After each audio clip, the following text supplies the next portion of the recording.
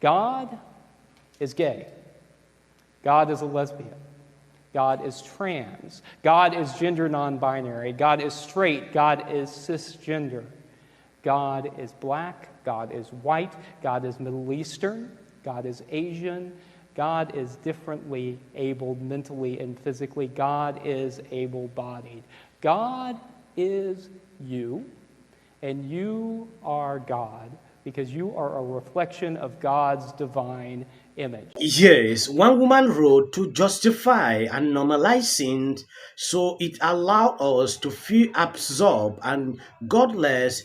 Society tried to remove all when in reality healthy shame guides towards self-correction, making amends and growth. Not only have we removed self-reflections, we actually celebrate even our most egregious choices, such as abortion, even extending it to burn. There is a reason, for example, that religion and Christianity have depleted to less than half our country, and people are actually worshiping themselves and government. That same hurty shame makes it impossible to adhere to the instructions of the church. So the choice is to remove yourself, distort the truth, manipulate the laws, and create an atmosphere of acceptance for our sins. It is not new. Many empires, countries, and governments have done this. It has never worked out well for them.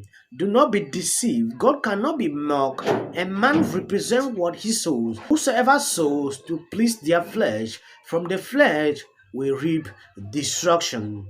Now, when you take a look at what this guy said here, at a certain level, you realize it's not making sense. We are just servants of God. You cannot take us and attribute to God. He is perfect. We are not perfect. So all these attributions is just to glorify sin, which is something I have seen surfacing on social media. So when I worked at a place, I was just now coming into my gender identity, and so I was telling employees that I worked with whenever they misgendered me, I was correcting them. It took me a long time to get to that place because I am not a person that enjoys conflict, so I would just let people misgender and walk all over me all day, every day. But my support system, and especially my wife, encouraged me, and I finally got to a place where I felt comfortable correcting people. Kindly. I was not ever trying to offend anyone.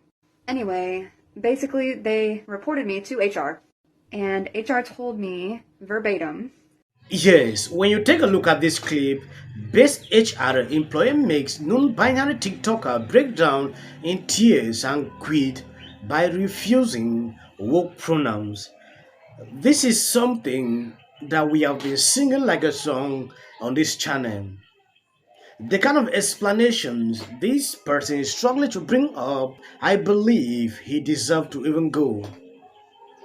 You can't force pronouns on people. You can't force food on my throat.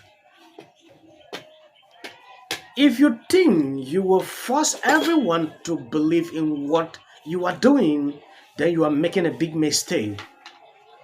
This lady recently quit after breaking down in tears when an HR told her, I would never call you using those woke pronouns. I don't want to talk much. Let me play all the videos so you can understand the concept of what is going on. I decided to bring this in relations to these woke doctrines. So I would just let people misgender and walk all over me all day, every day. But my support system, and especially my wife, encouraged me, and I finally got to a place where I felt comfortable correcting people. Kindly. I was not ever trying to offend anyone. Anyway, basically, they reported me to HR, and HR told me verbatim, unfortunately I didn't record it, that I could not police how people were speaking about me, that I couldn't tell them how to talk about me, because apparently requesting appropriate pronouns for me is policing how people speak. Doesn't make a lot of sense to me, but I've also had a lot of cisgender people push back on me whenever I do correct them mid-sentence and assume that I'm jumping down their throat, and they jump on the defensive real quick real quick. And it's literally just me saying, they, them. And they'll go, what? And I'll say, they. They said that. That's it. That's the whole correction. I might have to do multiple parts. Anyway, HR would not tell me who it was. And so they respected that person's request for anonymity. I assume because they thought that I would come at them some kind of aggressive way, even though I'm the biggest pacifist when it comes to these kinds of interactions. Anyway, I sobbed that entire day at work. I sobbed the whole first hour. The way HR handled it was not appropriate. I felt like my requests for gender was dismissed. I felt disrespected. I felt like I couldn't even walk in the room with my employees or my fellow employees and not feel like everyone was staring at me because I didn't know who it was. It destroyed me when it comes to workplace and enforcing my gender. So I don't do it anymore at all, out of fear that HR will take side with cisgendered people as opposed to me.